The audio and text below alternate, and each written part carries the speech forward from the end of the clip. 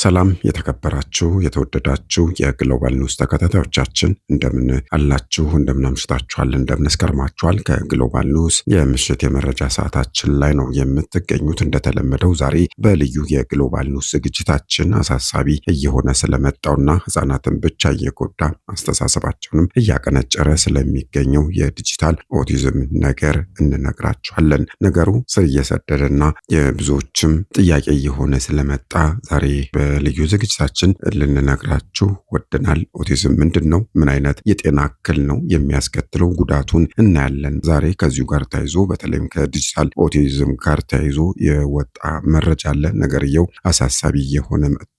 ዓለምም ስጋት ውስጥ ወድቋል በዚህ ጉዳይ የሚል ነገር በሰፊው በማህበራዊ ሚዲያው ላይ እንግዲህ እየተሰራጨ ነውና የሚገኘው በመሆኑም የዚህ በሽታ ምክንያቱ ምንድን ነው? እንዴትስ መከላከል ይቻላል? የሚሉትን ጉዳዮች እናነሳለን። እንደዚሁ ምልክቶቹና ቀድሞ መከላከል እንዴት ይቻላል? ግሎባል ኒውስ እንግዲህ በጉዳዩ ዙሪያ የተለያዩ መረጃዎችን አሰባስቧል። ውድ የግሎባል ኒውስ ተከታታዮቻችን ታተርፉበታላችሁ። ቻናሉን ሰብስክራይብ እና ላይክ እያደረጋችሁ ከመረጃው ጋር አብራችሁን እንድትቆዩ በአክብሮት እንጋብዛለን። እኛ በዚሁ ወደ መረጃችን የምናልፍ ነው የሚሆነው። ኦቲዝም የማህበራዊ የመግባቢያና የባህሪ ክህሎቶችን የሚጎዳ የአንጎል እድገት ውስንነት መታወክ ኦቲዝም ስፔክትረም ዲስኦርደር ይሉታል ባለሙያዎቹ። በዘረመልና እንደዚሁም አካባቢያዊ ሁኔታዎች ላይም የተመሰረተ እንደሆነም ነው የሚነገርለት። ኦቲዝም ማለት እንግዲህ የአንጎል እድገት ውስንነት ተብለው ከሚታወቁ ህመሞች ውስጥ አንዱ ነው። በአንጎልና በአእምሮ የነርቭ ስርዓት እድገት ውስንነት የተነሳ በሚፈጠር የጎላ የማህበራዊ ተግባቦት ችግር ከሌሎች ጋር ለመግባባትና አብሮ ለመሆንም የመቸገር ህመም እንደሆነም ነው የስነ ልቦናና የጤና ባለሙያዎች ጭምር የሚናገሩት ማለት ነው። የኦቲዝም ህመም እንግዲህ ያለባቸው ልጆች ከጤናማ ልጆች በተለየ መልኩ ተደጋጋሚ ነገሮችን የማድረግ ልምድና በጣም ውስን የሆኑ ፍላጎቶች ብቻ ሊኖራቸው እንደሚችል ነው የሚነገርላቸው።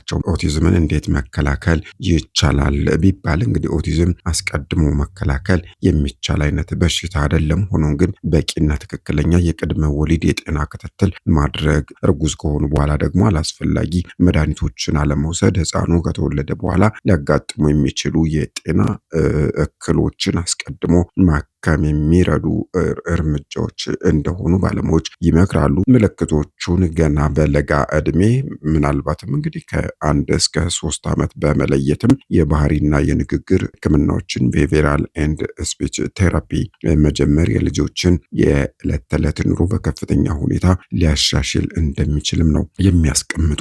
ለኦቲዝም አጋላጭ የሆኑ ሁኔታዎች ምንድን ናቸው ከተባለ ደግሞ ቀደም ሲል እንዳነሳሁት የመጀመሪያው ዘረመል ወይም ደግሞ ተፈጥሯዊ የኦቲዝም አጋላጭ ምክንያት ነው። ይህ እንግዲህ በቤተሰብ ወይም በቅርብ ዘመድ የኦቲዝም ህመም ተጠቂ ካለ ይሄ በቀጥታ ህፃናቱም ላይም እንደዚሁ ተመሳሳይነት ምልክት ሊያሳይ ይችላል። ሌላው ደግሞ ልጆችን በጣም አቀራርቦ መውለድ፣ ምናልባትም ከ2 ዓመት በታች በሆነ ልዩነት የተወለዱ ህፃናት እንግዲህ ለዚህ በሽታ ይበልጥ ተጋላጭ እንደሆኑም ነው ባለሙያዎች የሚናገሩት። ሌላው ከዚሁ ጋር ተያይዞ የሚነሳው የመጀመሪያ ልጅና ወንድ ልጅ እንግዲህ ይበልጥ ለዚህ ለኦቲዝም ተጋላጭ ይሆናሉ የሚል እሳቤም አለ። እንግዲህ ሌላው አካባቢያዊ ወይም ደግሞ አስተዳደጋዊ ምክንያቶች የሚባሉት ናቸው። እነዚህ ዘርዘር ተደርገው የተገለጹ ናቸው። በእርግዝና ወቅት የሚከሰቱ ችግሮች ኦቲዝምን ሊያስከትሉ ይችላሉ። ይህ በመጀመሪያነት የተቀመጠ ነው።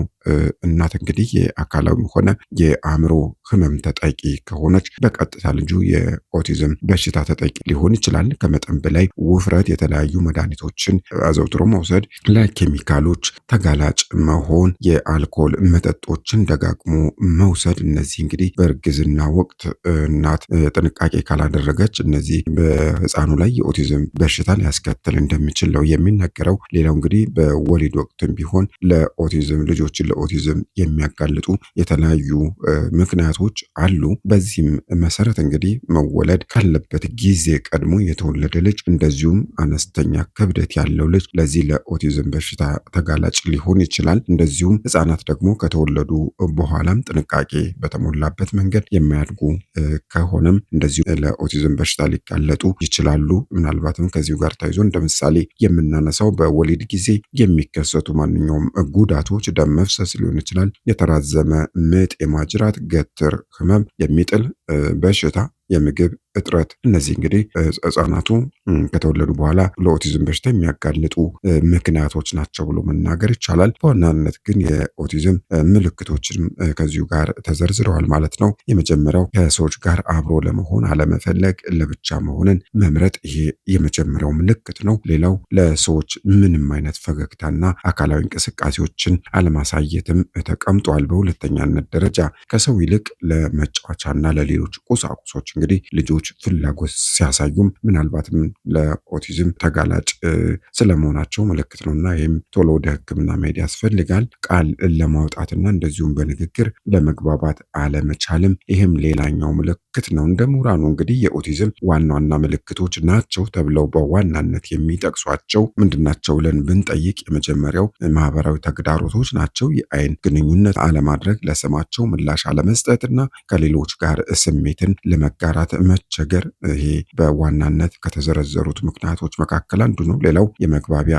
ችግሮች፣ የንግግር መዘግየት፣ ተደጋጋሚ ቃላትን መደጋገም ወይም ደግሞ በአግባቡ መወያየትን አለመቻል፣ ይሄም ምሁራኑ የሚያነሱት ዋና ዋና ብለው ከዘረዘሯቸው ምልክቶች መካከል የሚጠቀስ ነው።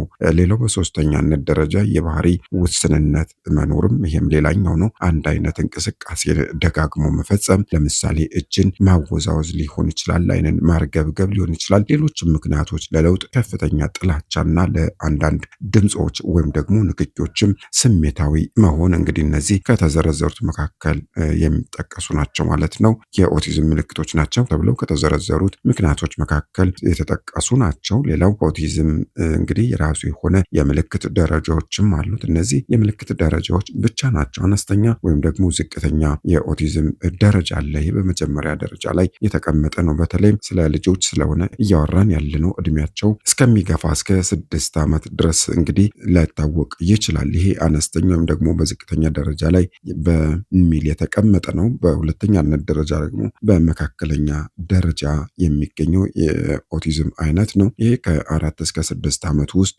ሊታወቅ እንደሚችልም ነው ባለሙያዎች የሚናገሩት። በሶስተኛነት ደረጃ ደግሞ ከፍተኛ ደረጃ ላይ የሚቀመጥ ነው ብለው የለዩት ነው ባለሙያዎቹ። ከ1 ዓመት ጀምሮ ሊታወቅ ይችላል ይላሉ ባለሙያዎች። እንግዲህ ይህንን አይነቱን የኦቲዝም በሽታ የደረጃ አይነት ማለት ነው። እንግዲህ የኦቲዝም የህክምና አማራጮችም አሉ። የኦቲዝም ህመም ህክምና ዓላማ ማህበራዊ ግንኙነትን ወይም ደግሞ መስተጋብርን ማሻሻልና የህመሙ ተጠቂዎች ከሰዎች ጋር ጊዜ እንዲያሳልፉ ማድረግ፣ የቃላትና የምልክት ተግባቦቶችን ማዳበር፣ ወደ ትምህርት ቤት እንዲቀላቀሉና እንደዚሁም እንዲማሩ ማድረግ እንግዲህ ይሄ አይነተኛው የህክምና አይነት እንደሆነም ነው የሚናገሩት። የሆነ ሆኖ እንግዲህ የኦቲዝም ህመም የህክምና አማራጮችም አሉት።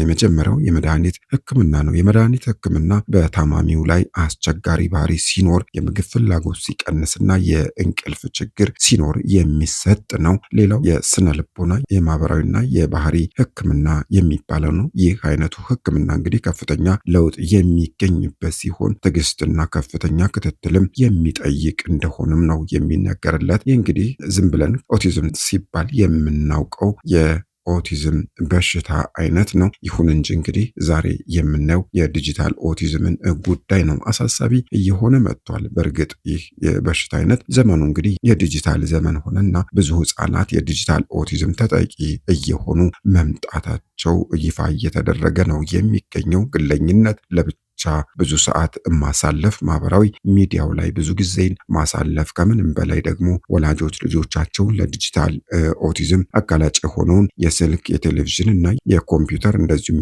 የታብሌት ስልኮችን የቆይታ ጊዜያቸውን ያለመገደብ ችግሩ በልጆቻቸው ላይ ዘርፈ ብዙ እና እንደዚሁም አሳሳቢ እንዲሆን አድርጎታል ነው እየተባለለት የሚገኘው። ዛሬ በወጣ የመረጃ ምንጭ እንግዲህ ኦቲዝም በተለይም ከዲጂታል ሚዲያው መንሰራፋት ጋር ተያይዞ ዓለምን እያስጨነቀ ነው የሚገኘው።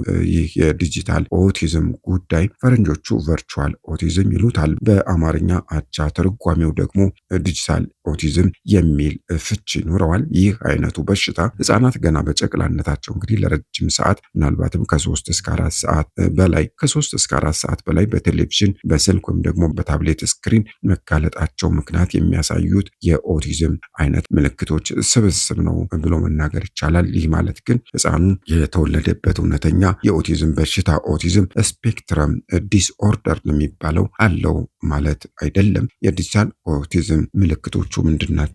ልክ እንደ መደበኛው የኦቲዝም በሽታ ምልክቶችን ከላይ እንዳየነው ሁሉ የዲጂታል ኦቲዝም ምልክቶች ምንድናቸው ብለን ብንጠይቅ ለስማቸው ምላሽ አለመስጠት፣ የአይን ግንኙነትን አይ ኮንታክት መሸሽ፣ የንግግር መዘግየት ወይም ደግሞ ቃላትን ደጋግሞ መናገር፣ ማህበራዊ ግንኙነትን አለመፈለግ እና ብቻቸውን መጫወት፣ ልጆች ብቻቸውን መጫወት፣ እቃዎችን በተገቢው መንገድ መጠቀም አለመቻል እና አንድ አይነት አሰልቺ እንቅስቃሴዎችን መደጋገም፣ እነዚህ እንግዲህ የዲጂታል ኦቲዝም ምልክቶች ናቸው ብለው ባለሙያዎቹ ከዘረዘሯቸው ነጥቦች መካከል የሚጠቀሱ ናቸው። ሌላው መከላከያውና መፍትሄው ምንድን ነው ብለን ከጠየቅን ደግሞ ይህ የዲጂታል ኦቲዝም በሽታ ማለት ነው ከተለምዷዊ የኦቲዝም በሽታ ወይም ደግሞ ኤኤስዲ በተለየ መልኩ ዲጂታል ኦቲዝም የተፈጠረው አካባቢያዊ በሆነ ምክንያት ስለሆነ ሙሉ በሙሉ ሊቀለበስና ሊድን የሚችል ነው። መፍትሄዎችን በመተግበር መከላከልም ሆነ ማከም ይቻላል። ይህ እንግዲህ የባለሙያዎች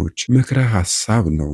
ስክሪንን መቁረጥ ይሄ የመጀመሪያው ነው። ከ2 ዓመት በታች የሆኑ ህፃናት ስክሪን እንደ ስልክና ቲቪ ጨርሶ አለማየት አለባቸው። እድሜያቸው ከፍ ያሉ ልጆችም ቢሆኑ እንግዲህ የስክሪን ጊዜያቸውን በቀን ከ1 ሰዓት ማለፍ የለበትም ነው የሚሉት።